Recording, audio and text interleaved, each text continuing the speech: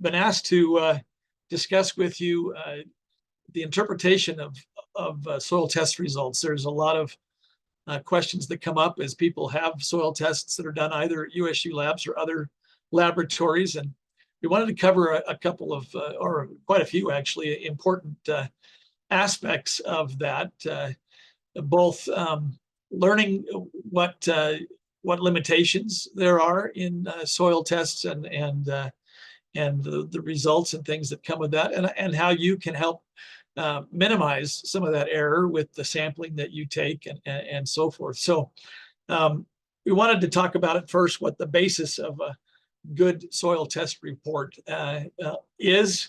And the overarching principle is this kind of junk in, junk out, I say, principle that results are only as good as the sample from which they're determined. And so we want to make sure that we control any kind of sampling error the best we can as we submit a sample to the laboratory so that we get the very best result possible. Our soil test reports are going to give us two main but distinct services there. The analytical results, which are just the numerical values of whatever it is that we're asking the lab to test, and then interpretive guidance that comes with those numerical results. And those can be based on over time integration of soil test reports or results in certain areas, the information that is provided by the sampler about things that are going to be actually grown, the site history and so forth that goes into determining what eventual recommendations or interpretive information is provided in a soil test report. And we want to highlight the fact that differences in soil test reports, if you send them to different laboratories or whatever you might do, or have it sent through a consultant or something to another laboratory, that they can come in different ways. The differences, the sampling errors on the sampler side, analytical method limitations. All of our analytical methods have some inherent limitations on accuracy and so forth, and then different interpretation philosophies. So I'm going to go through each of those different areas of potential error as we control them, and then talk about specifics in soil test reports at the end. So differences due to sampling errors. That's our first main error source. We want to be able to start with a really good sample and provide a representative physical average of conditions over the area and depth of interest. And so we want to avoid any anomalous areas in our sampling, because or those that are going to be managed distinctly separate from other places. So if you're going to have different management areas within an area, you have a garden area or a planting area or so forth, annual planting area, and you're going to manage those distinctly differently, then you want to sample those separately. You want to randomly subsample at multiple locations within each of those management areas, so that you get multiple inclusions that you'll mix together eventually. And typically the upper half of the root zone is all that we're really concerned about, because that's where most of the activity is going to be. And so generally the upper foot in horticultural management cases is sufficient. We want to combine those subsamples and mix them together well so that we get a good physical average of conditions within that management area. We don't want to overweight one spot to another, so we try to use uniform subsamples, mix them together thoroughly, and then send a subsample of that in to the laboratory for analysis. There may be some special handling protocols given what you want to have analyzed, so do some research ahead of time and consult the lab that you're sending it to if you've got a particular analyte that you want to look at that may require some kind of special handling.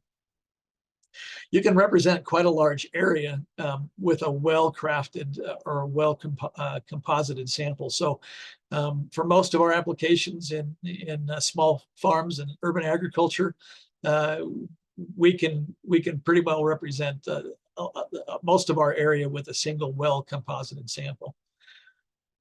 Let's consider some of the errors or differences in soil test reports that will come from differences in the analytics. I'm going to use phosphorus as a prime example. This question comes up quite a bit as they look at laboratories providing information on some of our nutrients, and phosphorus is one of the more interesting ones. I'm going to rapidly reveal a number of bullets here. There are literally 7 or 8 common and well used extraction routines for looking at phosphorus in our soils in terms of phosphorus fertility. And you can see those listed here. Each one has a very different purpose and design in the way it was crafted. But a lot of laboratories will default to one that is more regionally specific to where the lab is located. And so it's really important that we pay attention to sending our samples for best result and interpretation to those laboratories that are regionally relevant to where we're taking our samples. So for instance, very common in laboratories analysis for phosphorus are the Bray analyses. These are some of the original extractions that were developed for phosphorus out of our soils. But they were developed in the Midwest on primarily acid soils or acidic soils. And we don't have that situation here in the Western US, particularly in Utah. So then the Olsen test, or ammonium bicarbonate extraction, was then replaced there to account for the overestimation of available phosphorus in alkaline soils. And so you can see that some of these are well used across the nation for very regionally specific analyses. So I'm going to highlight the fact that Olsen is really the test that we want to make sure. It's commonly called the Olsen test, but it's the ammonium bicarbonate extraction for phosphorus that is regionally relevant to our soils. So that's just an example of where we might send a sample to a laboratory expecting a phosphorus result that really doesn't represent the phosphorus availability that we will encounter in our particular soils. So regionally relevant soil testing is really important. So as I mentioned, each test is developed for good reasons. They all give very different numerical values, and they're not always possible to accurately convert from one to the other. So using the regionally relevant ones is more important. You can see here what I'm talking about.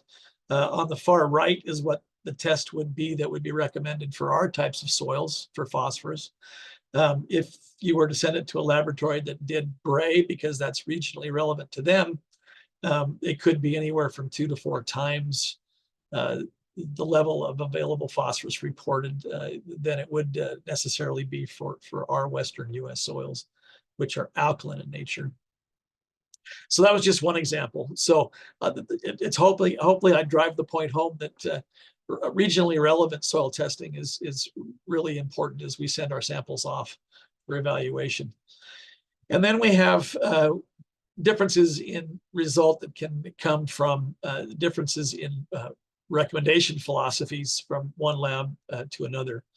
There are 2 primary schools of thought when it comes to formulating nutrient recommendations and soil management recommendations in general. One school of thought is based on a sufficiency paradigm, where we're looking for optimizing the application of inputs, whether they be fertilizers or organic amendments or anything like that. The idea there is that we put the inputs in that are going to be economically justifiable. So we may, in fact, not get the highest return with this philosophy or maximum growth or things like that. But what it's designed to do is prevent additional inputs that wouldn't necessarily produce any kind of reasonable, justifiable economic return. The other philosophy typically that you'll see from laboratories is a fertility building paradigm. The idea there is to get maximum performance out of the cropping system or the planting system, and a little bit of additional then that would allow for maybe some building of nutrient base in the soil. And this you'll find a lot of times from commercial laboratories and consulting firms and things like that want to make sure that you never leave any production left on the table, even though it might be in excess of need in some cases. So with that and understanding, and neither one of them is neither is wrong. Just be aware that that's where the philosophies come. And so I kind of wanted to show you how that comes about, because we're all using very similar data when it comes to the production that's available to us for a certain amount of input into a system. On this particular stylized graph here, I've got yield on the y-axis, which is our typical measure of performance. And on the bottom would be our applied nutrient in some nutrient. And you have year-on-year different experiments, what we call them rate response trials, where we go out in a situation and apply fertilizers at different rates, and we document the response that is a result of that rate application, and we get these curves that you see noted here. And every year will be a little bit different as other things perturb the system a little bit differently. And so you get, we call a family of curves for a given nutrient application and our expected performance. Well, you get then a range of what we would consider economically optimal nitrogen. And on the lower end of that range, at the break point where it may not be a justifiable economic return, is where most of your public laboratories like universities will stage their recommendation levels, and commercial labs will often be a little bit further out on the shoulders of those curves to allow for some building and more maximum performance on things. So the recommendation paradigms are really developed off of very similar data and sometimes the exact same data, as some of the commercial labs will use local university results and things like that as well. But we wanted to kind of highlight the fact that, you know, you might send a sample off to the Utah State University lab, for instance, or a commercial laboratory, and you get, for the exact same analytical level of a given nutrient, you might have a very different level of recommendation. In fact, commercial labs can often be 15 to 25% higher in their recommendations because they're a little bit further out on the shoulder of these rate response curves. So just bring that to your awareness as you look at the results that you get back and the recommendations associated with them. So I've already mentioned all of this.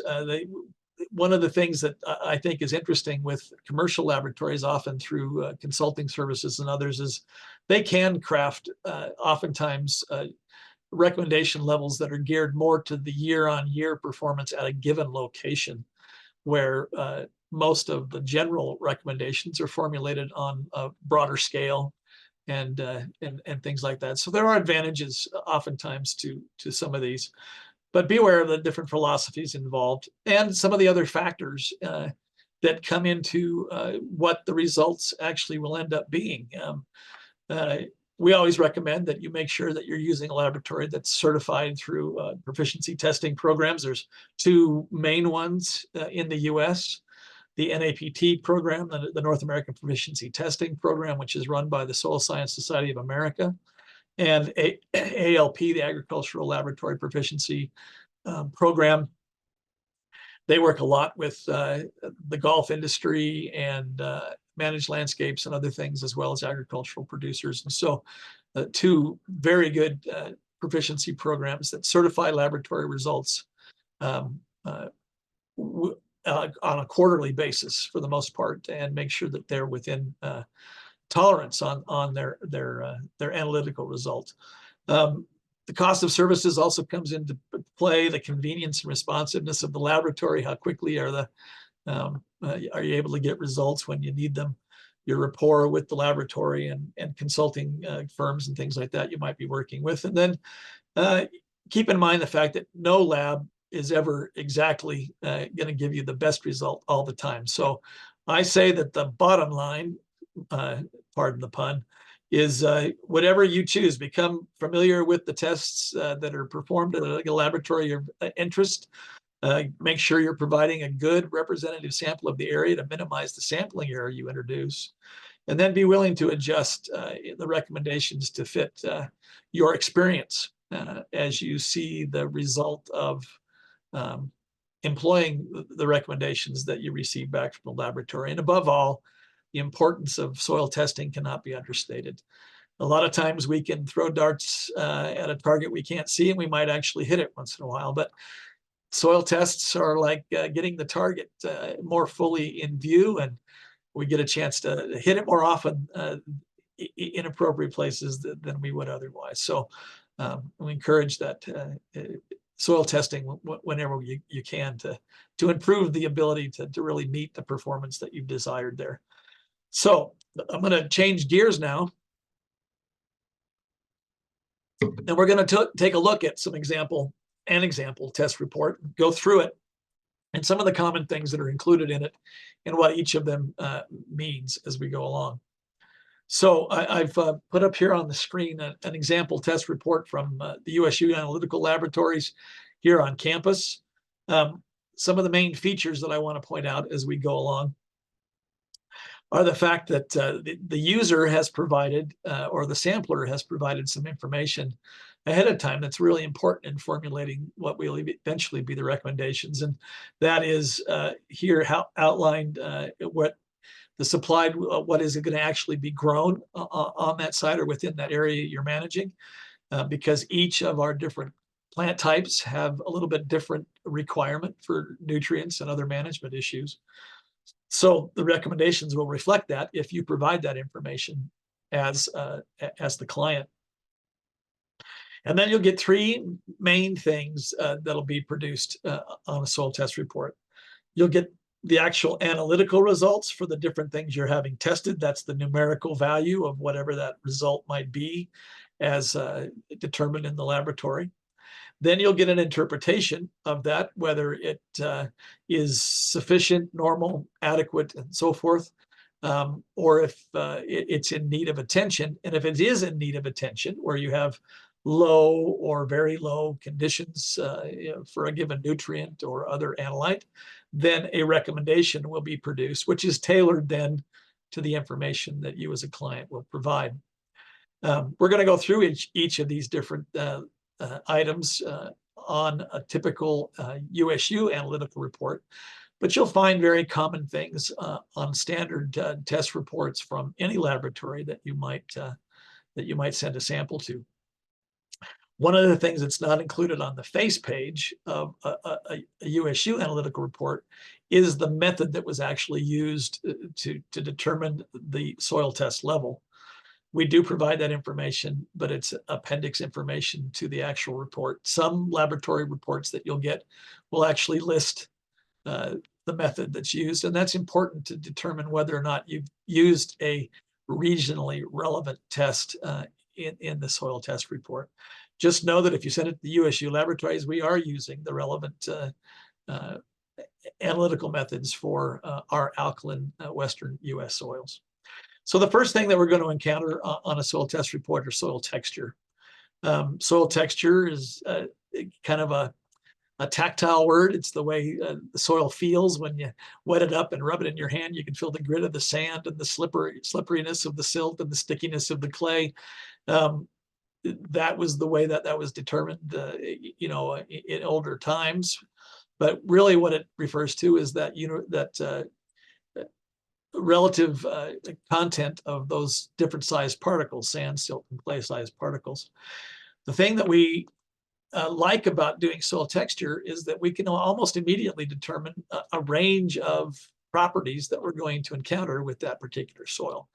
Things like infiltration rate, aeration potential, compaction potential, and things like that we can know from soil texture alone. As we look at the distribution of sand, silt, and clay-sized particles in a soil mix, this is what we call a soil textural triangle, and you would take the percentage of each of those different particulate sizes and triangulate into where they meet. And they would typically meet then in one of these named soil textural classes.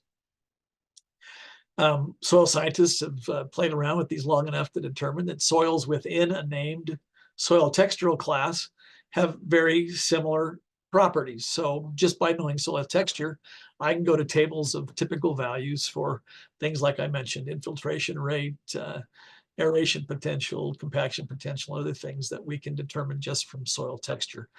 So soil texture is one of those first things that we actually analyze when it comes into a laboratory, because then we can give the client at least a range of potential properties they're going to encounter in managing that particular soil. As we increase clay content in the soil, then we know, because of the way that the different particles respond to management, that available water that's extractable by the plant from our soils is going to actually increase as we get increasing clay to a point at which the clay then begins to hold on to it so tightly that it's difficult for the plants to pull it back out. So a little bit of decrease as we get higher clay content. Aeration potential always goes down as we increase clay content, drainage as well, and compaction potential. So just from soil texture, we can determine a lot about that soil's properties. The next two things that are on a typical soil test report MUSU are salinity and pH. We take a look at those. The values, it's interesting to note that these are oftentimes unintelligible units that are included on there. Just know that salinity is expressed as a conductivity of the soil solution. The more salt that's dissolved in a soil solution, the more electricity it will conduct. And so we use electrical conductivity as a surrogate measure for how much salt is dissolved in the soil. So let's take a look at pH first. pH indicates the acidity or alkalinity of soils. pH 7 is neutral. Less than 7 is acidic, greater than 7 is alkaline. Don't confuse the term alkaline with alkali. Alkali is a remnant term that typically refers to the salt level in the soil, not the acidity level in the soil.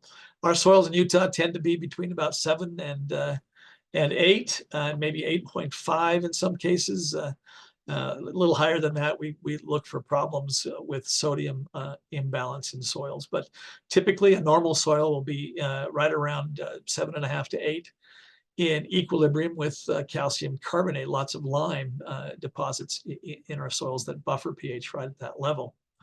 At that level, if we're over here at the 7.5 to 8 range, you can see that the availability of certain elements begins to decrease, because we're getting in alkaline conditions where they precipitate and they're not readily available to the plant. Phosphorus availability tends to be diminished as we get into the alkaline pHs. Iron and zinc in particular of the micronutrients. And so when we get into these pHs, those are the ones we will end up really paying attention to in terms of availability, so that we can manage them appropriately for sufficiency for the plants that are growing in those systems. Soil salinity indicates the amount of soluble salt in the soil, as I mentioned. The reason we're concerned about that is that high salt levels can actually restrict the movement of water. And so the water is more difficult to obtain by the plant roots. And you have issues with germination, stunting, and perhaps in mild cases of salinity excess. But in higher levels of excess, we can actually get necrosis, the dying of the plants, the drying out or burning that we see commonly with high salt levels that people talk about all the time. So we want to pay attention to it. And unfortunately, when we're talking about horticultural production, vegetables, fruits, ornamentals, and things like that, most of those plants are very intolerant of salinity in our soils. So we start getting in the area of that conductivity being greater than 2.